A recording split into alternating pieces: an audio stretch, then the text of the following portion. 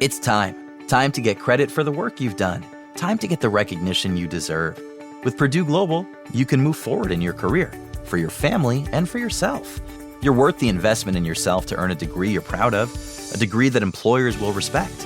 Purdue's online university is designed to support working adults like you who know it's never too late to accomplish your goals. It's never too late to make a comeback. It's time to start yours today at purdueglobal.edu.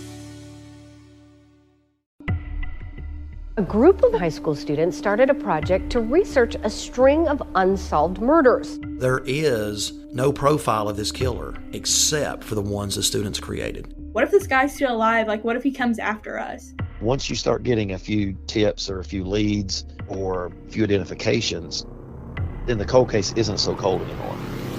This is Murder 101. Listen to Murder 101 on the iHeartRadio app, Apple Podcasts, or wherever you get your podcasts. Episode 93, Frugal Self-Care. Welcome to the Frugal Friends Podcast, where you'll learn to save money, embrace simplicity, and live a richer life. Here are your hosts, Jen and Jill. Hello, and welcome to another episode of Frugal Friends Podcast. My name is Jen. My name's Jill. And we are talking all about how to find your inner peace without breaking your budget. It's that frugal self-care that we all need. We all need self-care. Yes. And this topic is so near and dear to my heart because I train on this. I've got all kinds of content on this in my regular, everyday professional life.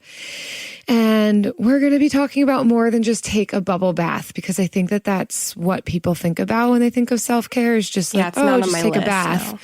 No, that's, it is on somebody's list on the internet, but y'all, that's so much more than that. So we're gonna dive in with some just legit content. You're welcome. Yes. But first, our sponsors. Today's episode is also brought to you by Scrolling. They see me scrolling, they're hating. They try to catch me scrolling instead of shopping. That's right. When you're on social media and you see ads for whale milk and you're like, what's going on? That's gross. But maybe I do want to see what it is. Just keep scrolling. Scroll right past all those things people are trying to get you to spend your money on. Scrolling. You should probably put the phone down and go to bed. Thank you to one of our Frugal Friends community members for that idea. That was hers. Wow. I'm literally over here laughing, but trying not to interrupt you because it's an awesome reference to a really funny song, but also whale milk. What are we talking about? Have you seen ads for it since we mentioned it on the show? If anybody has, let us know in our community group. It's so funny. I'm just saying. Right. Because that's the one where we're like, they're listening. We'll see if they end up giving us ads for whale milk. Maybe. Have you gotten any? Nope. Not any whale yet. Conservatories or animal things. Well, now that we're talking about it more, I'll screenshot it. Hands down, very soon I'm going to get something about whale milk. Well, before we see any ads that tempt us with the whales, let's get in today's show about self-care. And this one is going to be a great one. I want to challenge some of our views about self-care, especially on a debt-free journey or for busy moms or whatever the case is, because I think we need to be a little more self-centered when it comes to our self-care. I heard that on the 3 and 30 Moms podcast recently, is that we need to be more self-centered, just putting ourselves in the center of our jars so that everything else can fit inside. Yeah. So that's what we're going to do today. Yeah, and I think it's worth, so I would even want to spin it a bit more positively, because that sounds negative too. Like we have a negative connotation about like being selfish or being self-centered, or somebody will do something for themselves and then they say like, oh, I know I'm being selfish. And And I would even challenge us to say, what if we were to talk about this as far as what is needed in order to care for others well? Yeah. Or where can the boundary lines fall that is pleasant for you, where you feel good about giving to other people? Because I think so often we do. And then there's this bitterness that can set in that is not good for anybody. So approaching this, like, if that's you, if you have a hard time looking at self-care because it seems like it's a selfish thing or it's a self-centered thing and there's a negative connotation with that, well, what if we were to look at it the other way of, in order to care for other people well and to do it without bitterness, without frustration, then these things are necessary to come first, come in the middle, come at the end, wherever you want to fit it in. But it's necessary to be able to accomplish the things that we want to accomplish. Yes. So our first article is from Psych Central, and it's on what self-care is and what it isn't. And this is the first result that pops up on Google when you Google self-care. I would have chosen it anyway because you get a lot of articles from Bustle and Refinery 29 and all these like girly websites, like how does self-care and stuff. But I really wanted to take time to focus on a psychological level what self-care is so that we can identify what it is and what it isn't. Yeah. So I like their definition here where they say self-care is any activity that we deliberately do, there's effort involved, in order to take care of our mental, emotional, physical health. And so it's a simple concept in theory, but it really can get tossed to the side. And we think that we have this unlimited capacity to just do everything in front of us, only to often get wiped out or end up in bitterness and frustration. Yeah. And self-care is not something that you force yourself to do or something you don't enjoy doing. So I think for me, I think a lot of people equate self-care with yoga. And I personally do not like yoga. And so, but for a while, I thought, oh gosh, I have to do yoga because that's self-care. But I never enjoyed doing it. And one day I was just like, this is not for me. This doesn't refuel me. It doesn't light me up. It doesn't re-energize me. It makes me feel awkward and like nervous about farting. So that's not self-care for me. Like what's self-care for somebody else does not necessarily mean it's self-care for you. And so you just throw off that mindset of that's what it has to be because it's something you need. It's not selfish, but it's something that refuels you so that you can, fills you up so that you can pour out to others. Yeah. And I look at it as, you know, when you're on a plane and the flight attendant says, put on your own mask before assisting others with theirs. That's how I see self-care is putting on your own mask before you start assisting others with theirs. It's just practical. Yep. Yeah, I love that they have 3 golden rules here for self-care. I love sets of 3. Yes, because that's simple too. There's only so much we can take in all at once. So the first golden rule of self-care that this article lists is stick to the basics. Don't try and find the most complicated, not going to work for you kind of rhythm. I would call this the low-hanging fruit. What is right in front of you that is easy to grab? You're walking by a fruit tree and it's just right there and you pluck it off. We're not climbing up to the very tippy top, going across branches to find fruit. Just what's right there within your grasp that you can incorporate into a regular rhythm or routine. And we will get into some of these specifics, but we're laying the foundation first. Stick to the basics. Yeah. And self-care also needs to be something you actively plan rather than just happens. So it should be some low-hanging fruit, but you should plan on when you're going to grab it. Because if you fail to plan, you plan to fail. And you will not incorporate your self-care if it is not written down in your schedule. Yes. And also The third one is to be conscious about what's happening. Kind of this idea of paying attention, being present in the moment in order to see, is something sticking or not? Is this working or not? And I will add to this. So what is restful to us or life-giving at one point in life or at one point in the month may not be what's restful to you a few weeks later, a few months later, a year later. We change and shift. Our needs change and shift, and our circumstances change and shift. So what we need at each point might look different. So this definitely isn't a prescriptive, this is what I do when I feel this way. Certainly, sometimes we can have rules of thumb for ourselves, but it's worth paying attention to what works, what doesn't. Sometimes watching a movie is just what I needed. Sometimes it's not. Sometimes I need to be around really good friends and have good conversation. Sometimes I just need to sleep.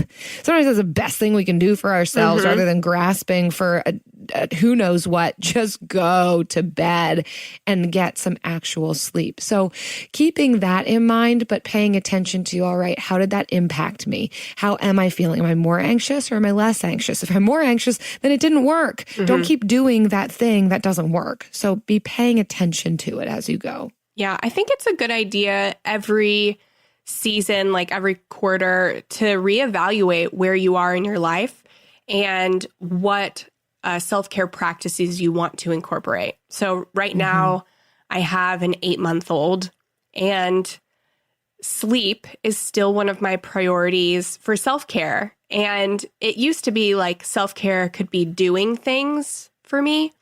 But in this season of my life, it's less doing things and just being intentional about my basic needs. And that will not always be like that, hopefully. God help me. But giving yourself 20 minutes to say, okay, what has my last quarter looked like? What is my next quarter going to look like? What have I been doing for self-care? What do I want to keep? What do I want to add? So just doing that evaluation a few times a year, maybe, if your life is not changing that rapidly. Yeah. And I think I want to highlight that piece of intentionality because these things won't just happen to us. Somebody posted on Facebook recently, I saw this meme that said, adulthood is basically saying, but in a few weeks, life will settle down over and over and over and over again, meaning we're always busy. There is always something vying for our time, attention, and energy. And if we're not careful, we will give it away over and over and over and over again. So while self-care should be something that you actually enjoy, not stealing somebody else's self-care that doesn't work for you, but it will take intentionality. There's this biblical concept. I know we all come from different faith backgrounds, but this one I think is true across the board of it takes effort to enter into rest. This concept that we need to labor or make effort to experience rest, which we all know that to be true. It sounds like an oxymoron of like, wait, labor for rest, but it's a reality that others' needs, other attention to other people, accomplishing things will always take over if we don't make effort to rest. It has got to be something that we intentionally set aside. Otherwise, it will never happen. Yes. I feel also personally attacked by that meme because I always say, I just am going to be busy for the next few weeks. I'm just going to be busy for the next few weeks. And I've noticed myself saying that. And I always figure out something when I have some like a few weeks of downtime. I'm like, oh my gosh, I could like do this thing and like fill up this time. And then I'm like, why did I do that? Yeah. Exactly. And probably that depends on your personality type too. Like I am that for sure of, all right, I got 10 minutes in between this appointment and that appointment. So what should I get done? It takes effort for me to let that happen. I felt really convicted about this as I was doing research for this episode last night. And so I actually stopped working when I felt like my mental capacity had been expended, and went and just folded some laundry. And I used one of those facial masks that you got me, Jill, like when Kai was born. Yay. Yeah. And I still, it's been 8 months, You've right? had that for like 4 months. Yeah. Yeah. So long. I gave it to you the beginning of September. Oh gosh. Yeah. I've had it for a while, and I finally used it, and it was great. Good for you. Yeah, it was great. So I tried to take this info to heart. So although self-care means different things to different people, there's a basic checklist that can be followed by all of us. And I love the first thing on this checklist. It's create a no list with things you don't like or you no longer want to do. So examples might include not checking emails at night, not attending gatherings you don't like not answering your phone during lunch or dinner. When we were in premarital counseling, our pastor said him and his wife grade events. So they'll put an event like out there because they get invited to so many things. So they'll put the event out there and they each have to give it a grade, A to F. And then they don't go unless it's unanimously like an A or B. A C average. It can't even be a C average. It has to be A or B. Okay, unanimously an A or B. Yeah. Yeah. Oh, what if it's a funeral or something? I mean, I don't think you're ever going to get an A or B on that kind of thing. Well, if it's important, like if an important funeral, That's it's true. not A, like how excited I am about the event. It's A, how much do I want to go? Like, got it. Thanks for that clarification. Okay. If you were wondering, I'm sure you were. But no is a full sentence, and I give out no's graciously. Oh, yes.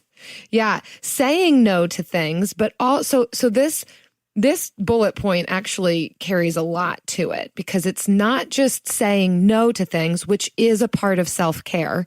It's also our own personal boundaries and limitations. So I love that they gave the example of not checking emails. That's a boundary. That's not a saying no to an event or a person. That is, what do I want to do to be able to set these boundaries in places that are going to provide me with some rest and some self-care. And so what does that look like in my life? Not keeping your phone in your room or not staying up past a certain time. These are great things for us to be able to say, I know that this impacts me negatively when I do X, Y, and Z, so I'm going to put a boundary around this for myself.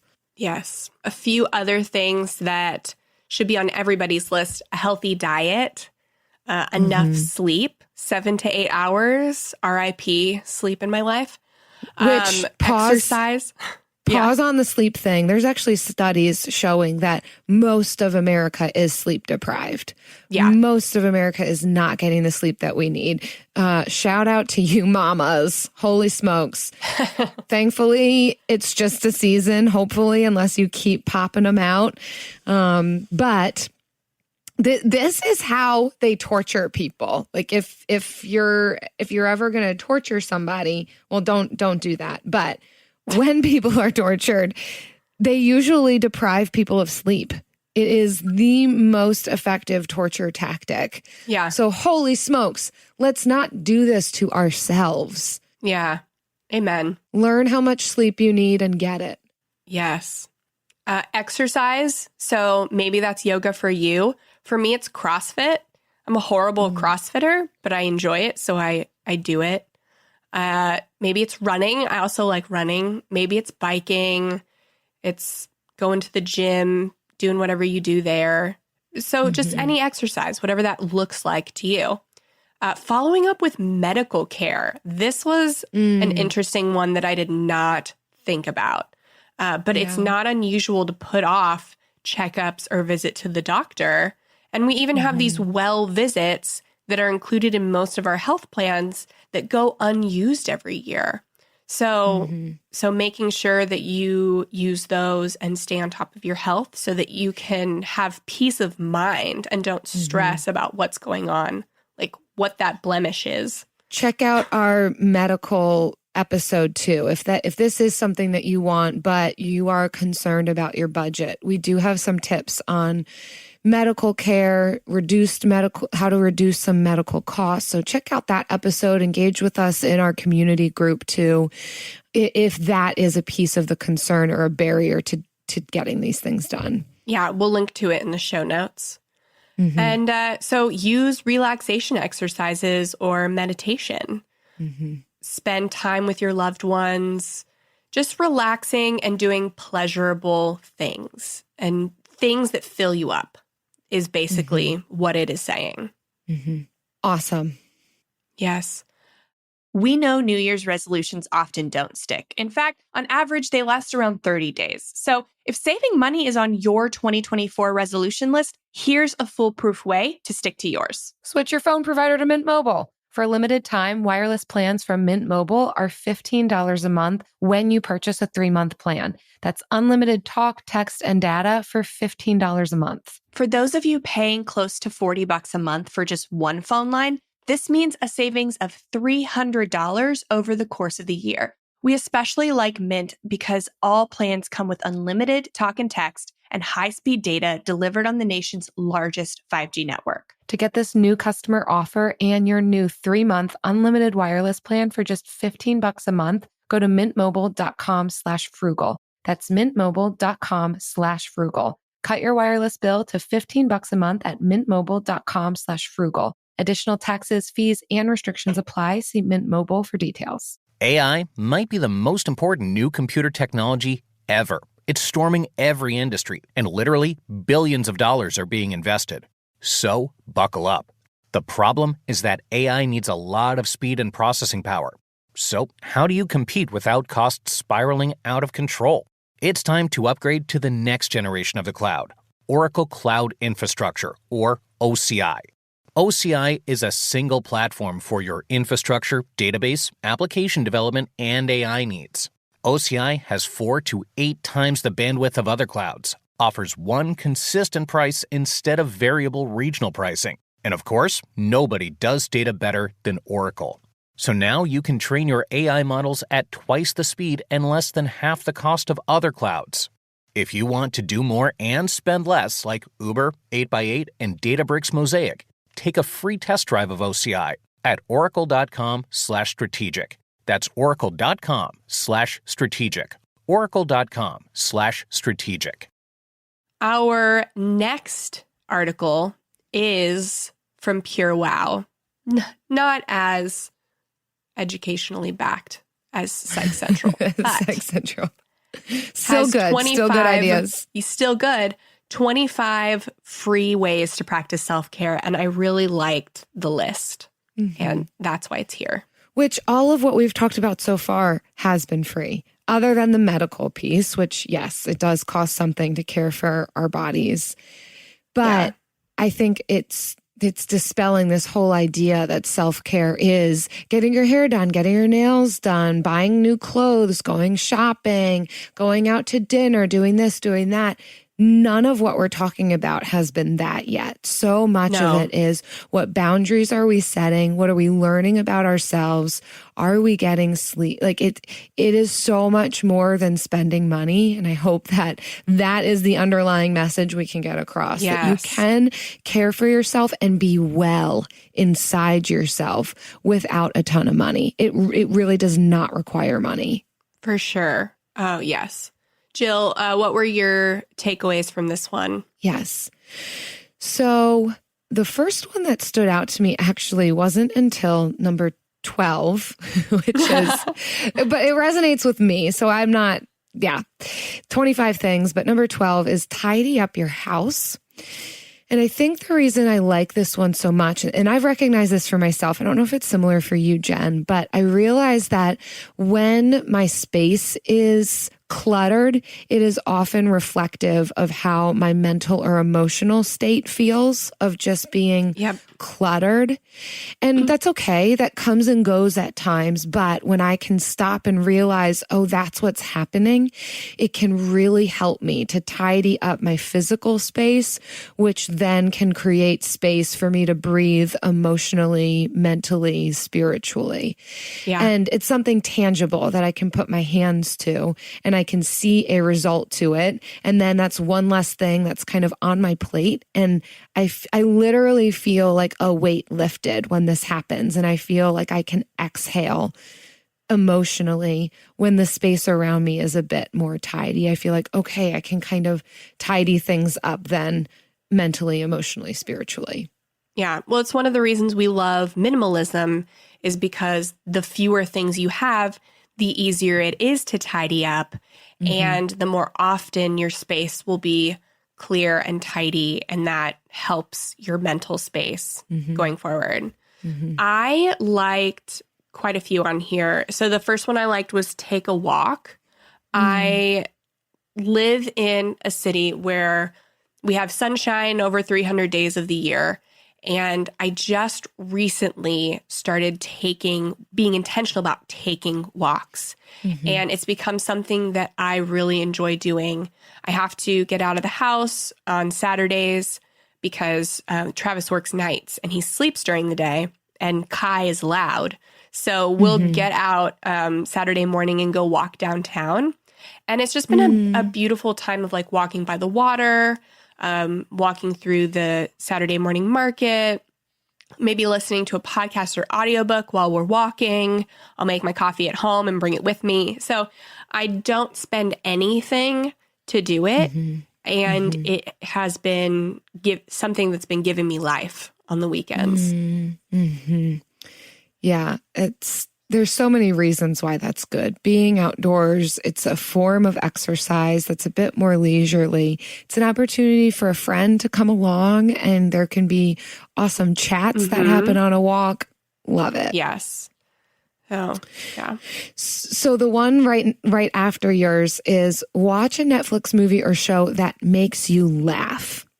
So I like this one, not necessarily just the watch a movie or show, because that doesn't usually always give us the rest that we need. It seems to be like what we need, but what I do like about this is what makes you laugh, because playing and laughter and being able to engage in something lighthearted, especially depending on what type of work you do. For me, this one's really important because I am sitting in some really heavy stuff quite often. And I think it's important for us to recognize what is the type of work or labor that I typically do, and where can I find some joy or life or laughter that I can put back into myself. And if I could add to this, I think it is important to pay attention to what we entertain ourselves with and what we do in our leisure time, because we can continue to pile on unrest on top of ourselves. So I'll unpack that a little bit more. For instance, and this might be an extreme example, but I'll throw it out there. I work with trauma a lot, those who have experienced trauma a lot. For myself, it can be a temptation to then go read a lot about trauma or watch movies where individuals and the characters within the movies are traumatized. And I can just kind of like soak and marinate in this topic all the time because it's what I do. And I would challenge myself and all of us to look for something that is different from what we do all the time. And so for me, entertainment has got to be lighthearted. It has got to be funny. It's got to be enjoyable. Otherwise, it's not entertainment. That's more work again. And then I'm marinating in this stuff and I'm becoming what I'm marinating in.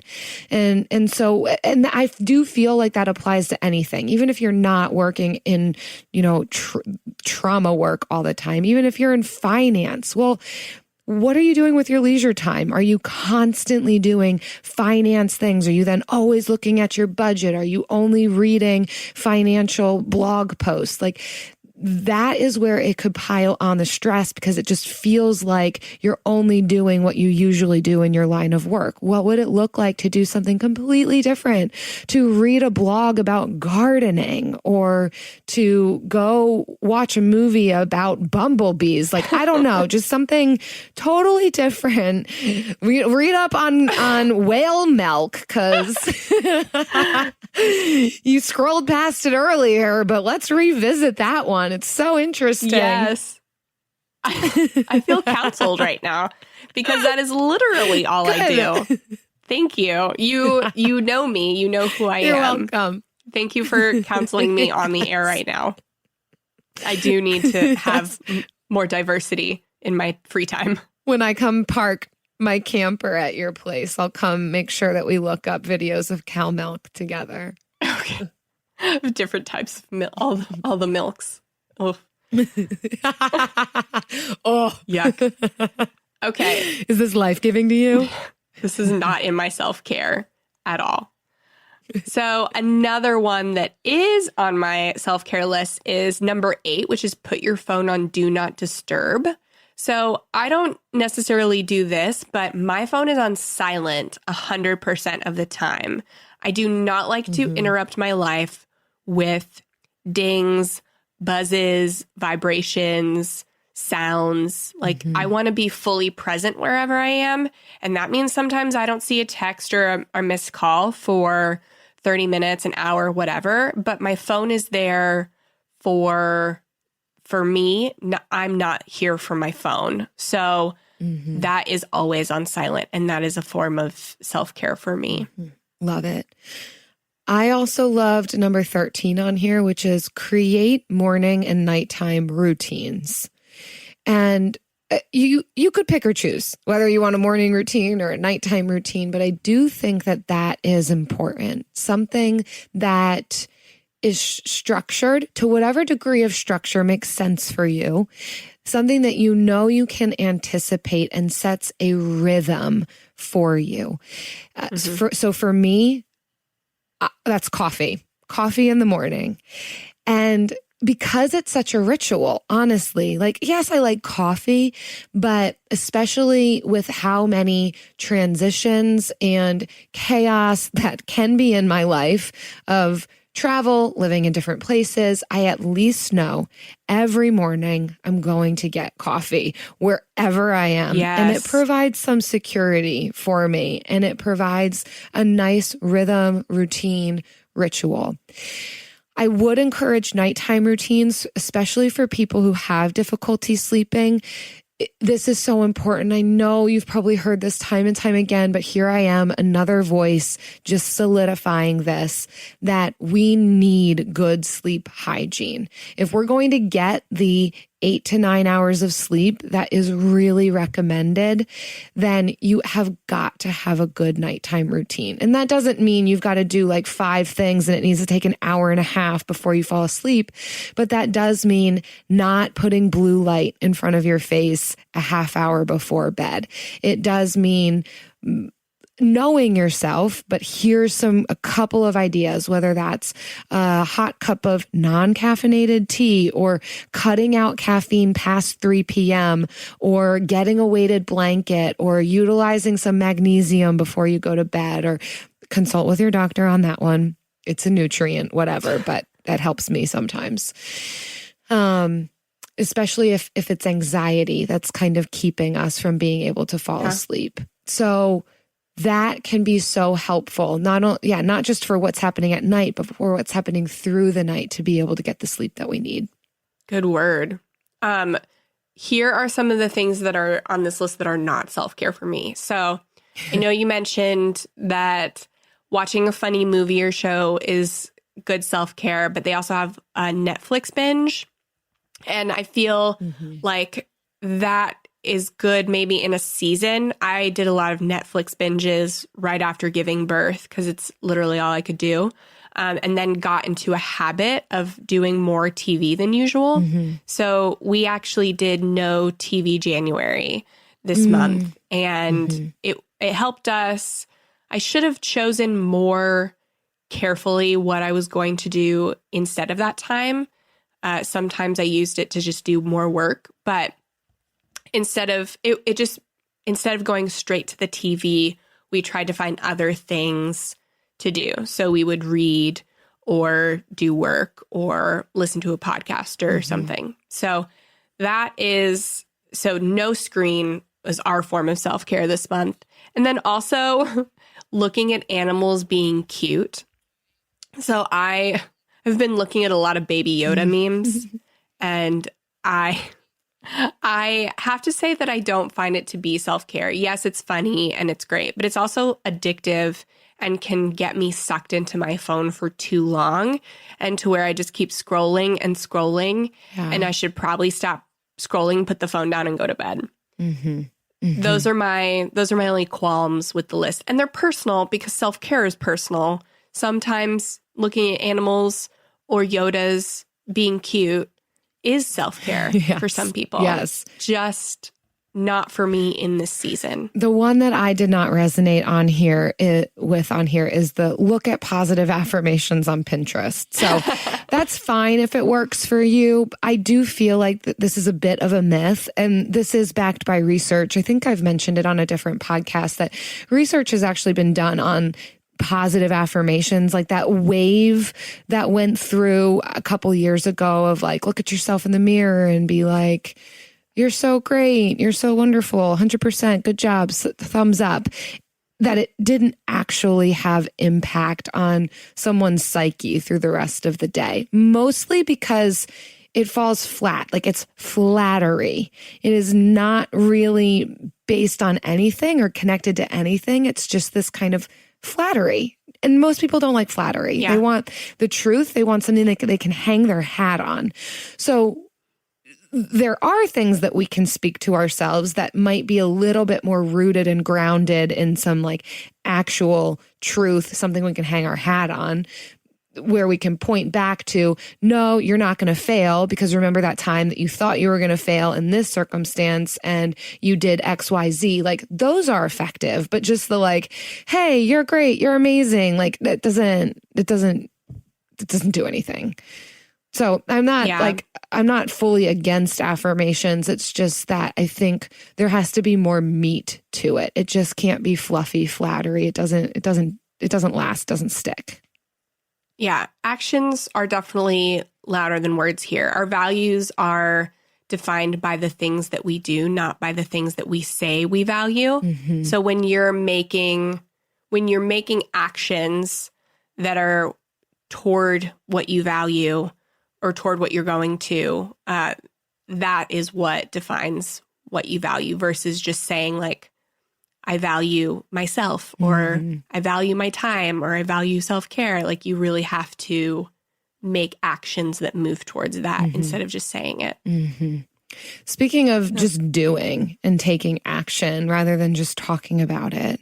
And things that I value. Things that bring me life and joy. It's the Bill of the Week.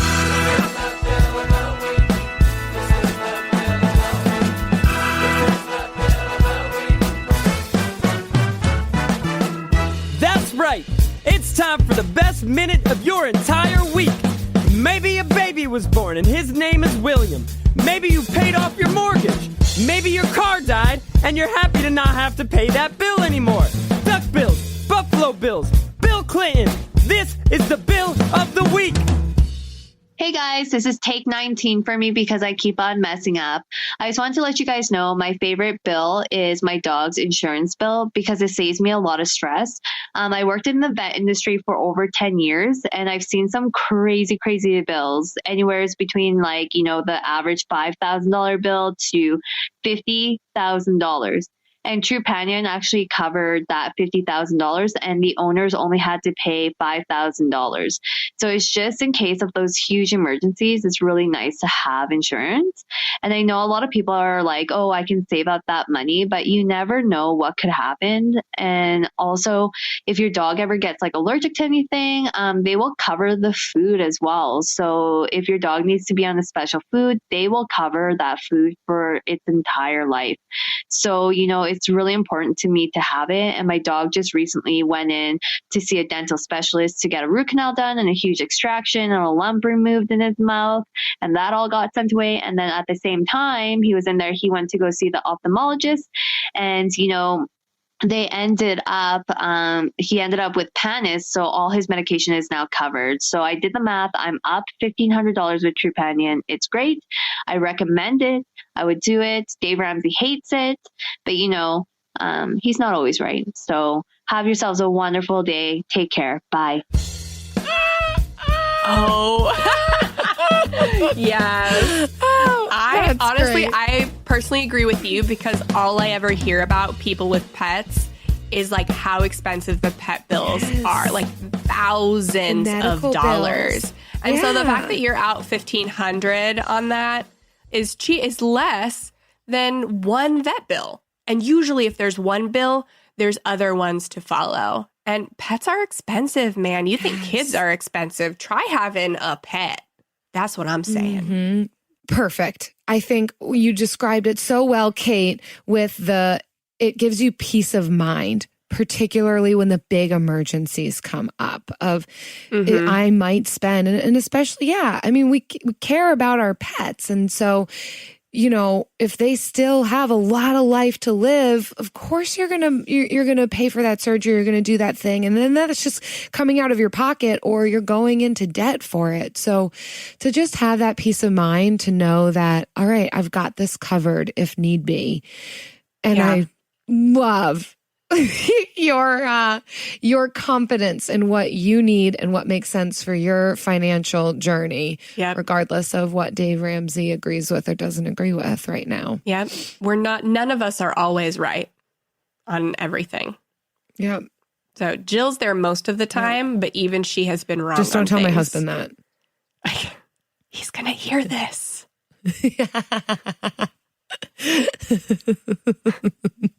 Sometimes I'm wrong. Yeah.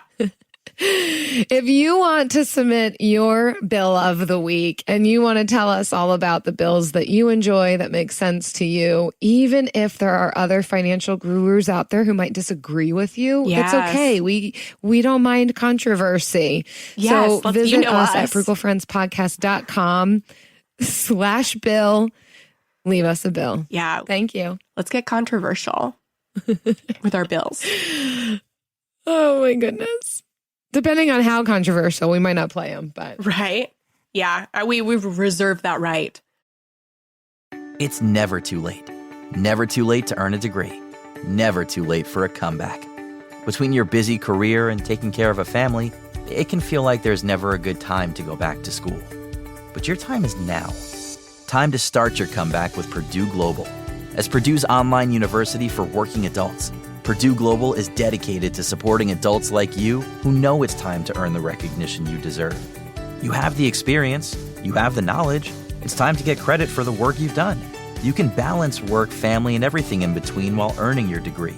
It's time to move forward in your career, for your family and for yourself, with a degree you're proud of, a degree that employers will recognize and respect. You're worth this investment in yourself to earn a degree you deserve. It's never too late. Never too late to go back to school and come back stronger with an education you can trust. Now is the time for your comeback.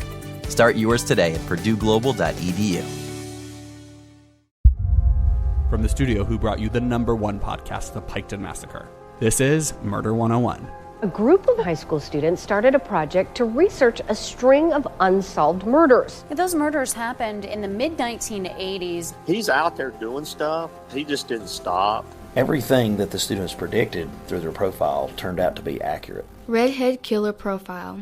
Male, Caucasian, 5'9" to 6'2", 180 to 270 pounds. Unstable home, absent father and a domineering mother. Right-handed, IQ above 100, most likely heterosexual. There is no profile of this killer except for the ones the students created. Just because some of these women no longer have people to speak for them does not mean that they deserve to not be spoken for. What if this guy's still alive? Like, what if he comes after us? I said, are you going to kill me? And he said, yes. Listen to Murder 101 on the iHeartRadio app, Apple Podcasts, or wherever you get your podcasts. And now, after all of that, it's time for The lightning round. Pew, pew, pew. So I was super convicted after doing research on this. So I wanted us to set some self-care goals. Jill and I personally, like one or two things on this list that we are going to do immediately or this weekend, how we are going to care for ourselves. Because Jill, you just got back from like a really intense trip to Peru and you need some self-care. I am just living my life and that's hard for me. And I'm here on this earth and I need self-care. Yes. So things that I am going to do in the next couple of days and this upcoming weekend and that I want to do regularly. So this is just a handful. Play. And in our outline that I have with Jen and I have it in like all caps and it's first. And I talk about this in my trainings too.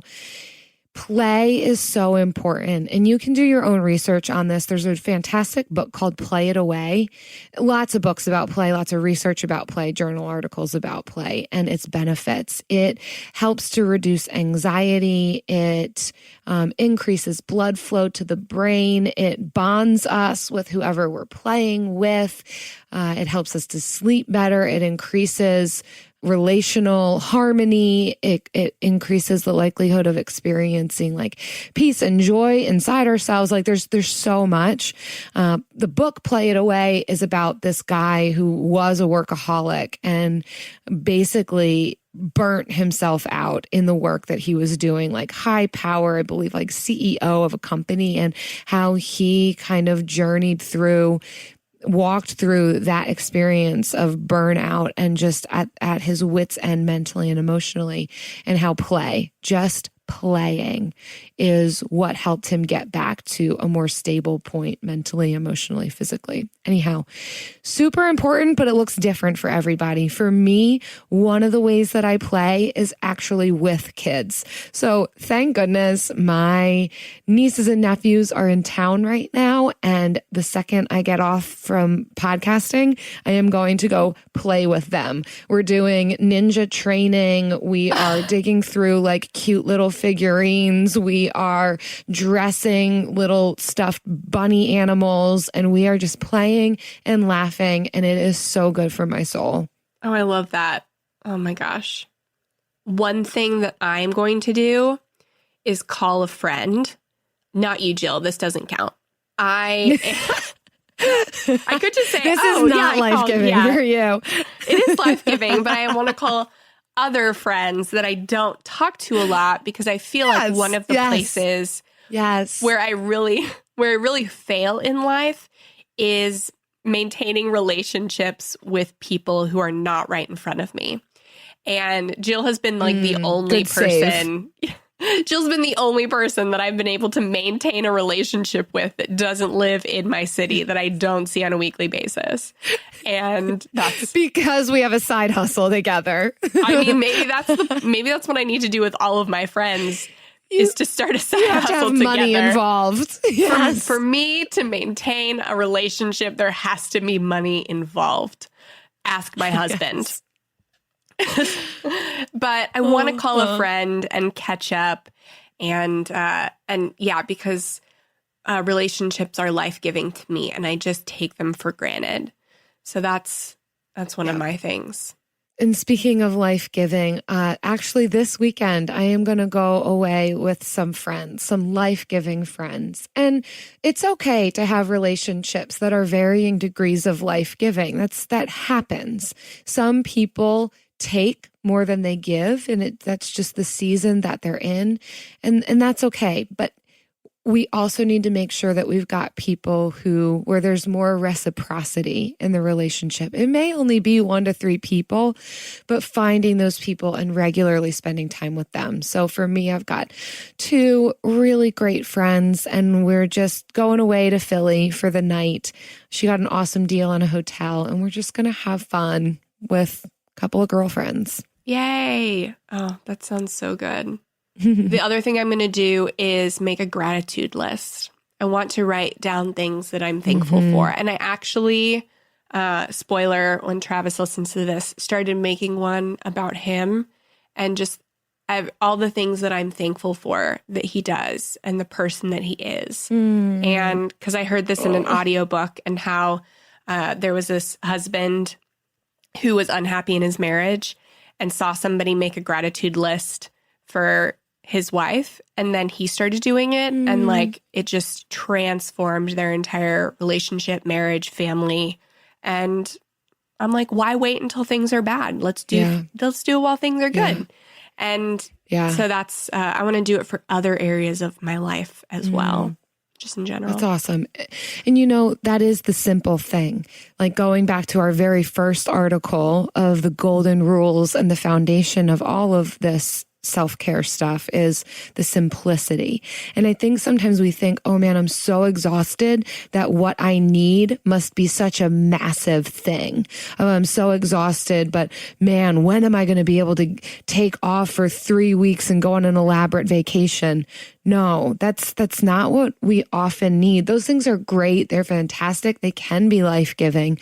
But I think we would be so shocked to realize how simple it can be to bring us up out of a place of feeling absolutely exhausted. And I think what you're describing, Jen, is one of those pieces that we would so easily overlook, but has a profound impact. Like what you're saying of it saved a marriage, just the simple act of being grateful.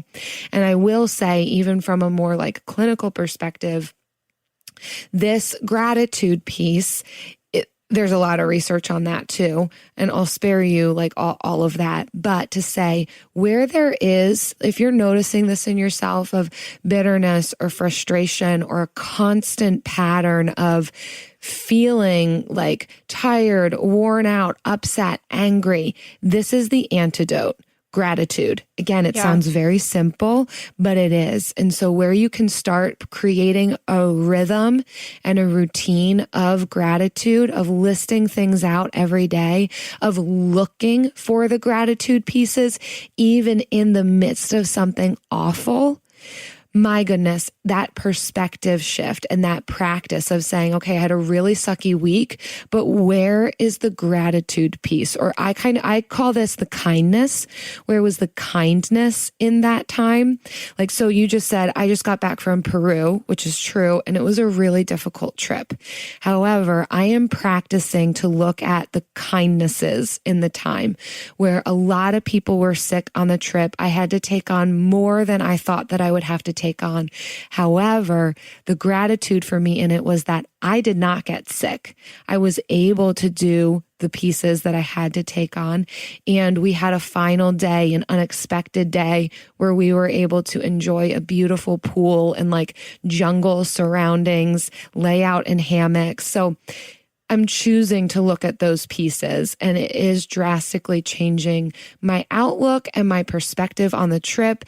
And I feel a whole lot freer inside myself because I'm choosing to look at the kindnesses and sit in gratitude rather than like, oh my word, look at all the things that sucked.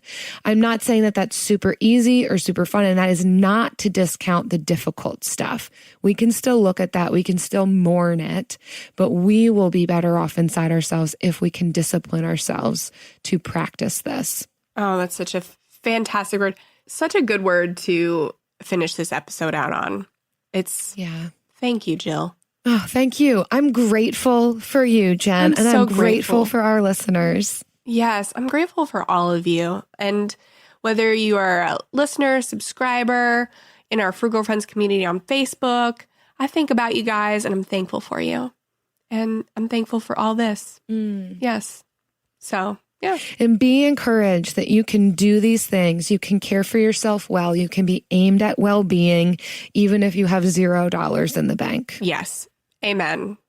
Let's land this plane. So we're doing something a little new this year in how we thank you and show our gratitude for your support. Before we explain that, we want to thank you. Thank you for your kind reviews on iTunes, on Stitcher. It has made a profound impact for us and the people that we are able to reach because of that, the types of other podcasts and sponsors that we've been able to interact with. Like there's so much growing here that we're so grateful grateful for. And we want to highlight a review for you. So this one is called First Podcast Review. I guess they'd never done one before. Here we go. I've never left a podcast review. Yeah. 5 stars. I've never left a podcast review. But I truly love the Frugal Friends podcast. It's light and refreshing take on personal finance and frugal living, and I look forward to new episodes every Friday. Also, now I'm always on the lookout for my own bill of the week to call in, and there's a fun emoji from Mark K. Mark. Thank you. Yes, thank you. And we appreciate that. Your participation in this does help us grow and help us be able to take time out of our money-making jobs to do this and not lose money on it. So we are extremely grateful. And we also want to thank our friends who share these episodes on social media.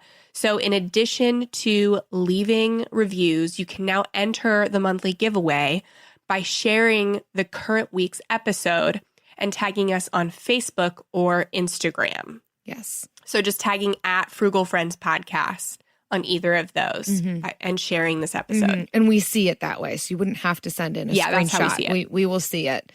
And instead of books, we're giving away $10 Amazon gift cards. So we'll give away a $10 Amazon gift card, one for every 5 tags or reviews. You can still review us, screenshot it and send us in, or just tag us, share us, and you'll be entered to win. So those odds are real good.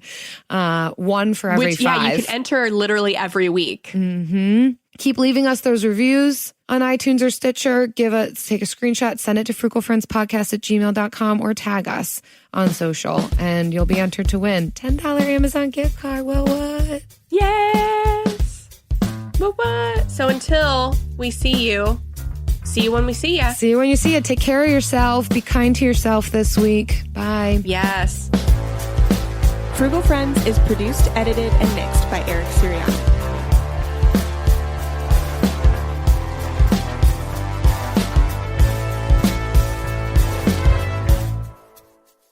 Okay, Jen. Holy smokes. We have Yes, got to Jill. talk about this because I love it so Give it to me. so very much. I'm on the Is Facebook. it whale milk? It's not whale milk, but pretty soon it will be. I know it will be. We've talked about it enough today. So I'm in the Frugal Friends Facebook community group, just hanging out, doing what I do. And up pops the most amazing post that we have got to talk about. This woman, this strong, fearless, powerful, formidable woman is in her hotel room being frugal on a no-spend challenge, being resourceful, cooking ramen on an iron. Stop it. I'm looking it up right now. How did I miss this? I'm not going to stop.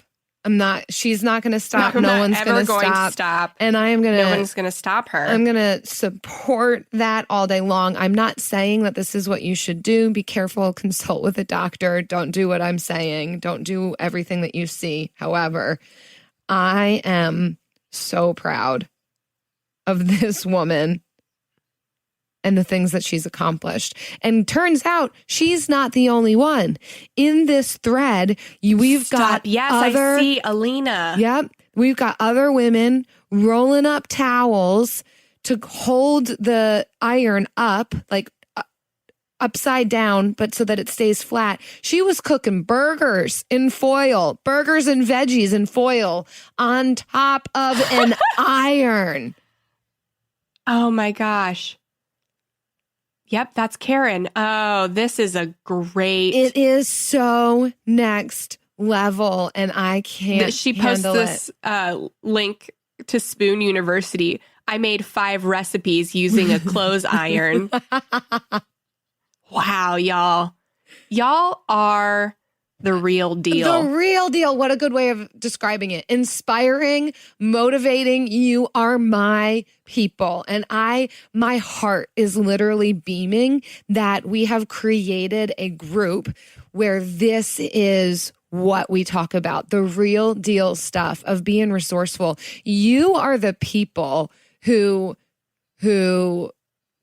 make nations great. Like, you are the people who preach, who countries are built upon. That kind of resourcefulness, my goodness, you will be okay. You are a freaking survivor. And I am so glad to call you my people.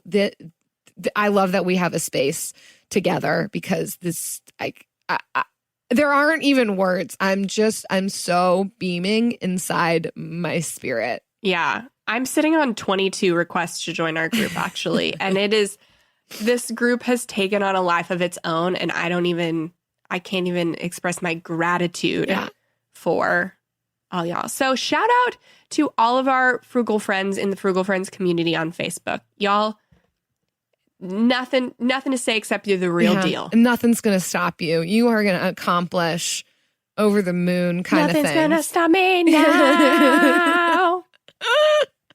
And that's all I can sing of that song. Oh, my word. Legally. I don't even think you're hitting all the keys. I think you can keep going for a few more stanzas. Okay, cool. I won't. I showed this some of my friends, like this picture, and oh my word, everyone who's seen it loves it. And I think I love it to a greater degree than they do. But I love this group. I love what you all are doing. I love seeing how you're accomplishing your financial goals and just proving that you can. It's a mindset thing to think if you're in a hotel room without a microwave, without a coffee pot, without a fridge, that you can't make ramen. And you guys are like, nope. That's not true. Yep. I'm going to make this happen. I'm going to make myself a burger and some veggies. And you're just do whatever you want. Oh my goodness. I'm smiling. Can you hear it? Can you tell as I'm talking that I am smiling so hard? Yeah, I can tell. You all are my self-care. Thank you. A group of high school students started a project to research a string of unsolved murders. There is no profile of this killer except for the ones the students created. What if this guy's still alive? Like, what if he comes after us? Once you start getting a few tips or a few leads or a few identifications, then the cold case isn't so cold anymore. This is Murder 101. Listen to Murder 101 on the iHeartRadio app, Apple Podcasts, or wherever you get your podcasts. Discover the heartwarming and hilarious world of sibling connections on Sibling Revelry with Kate Hudson and Oliver Hudson. Dive into family tales, explore the human mind, and laugh with guests like Joel and Benji Madden. It's more than a podcast, it's a celebration of the ties that bind us. And it's fun because we've decided to open it up to really like all kinds of different siblings. And it's going to be an awesome season. Listen to Sibling Revelry with Kate Hudson and Oliver Hudson on the iHeartRadio app, Apple Podcasts, or wherever you get your podcasts.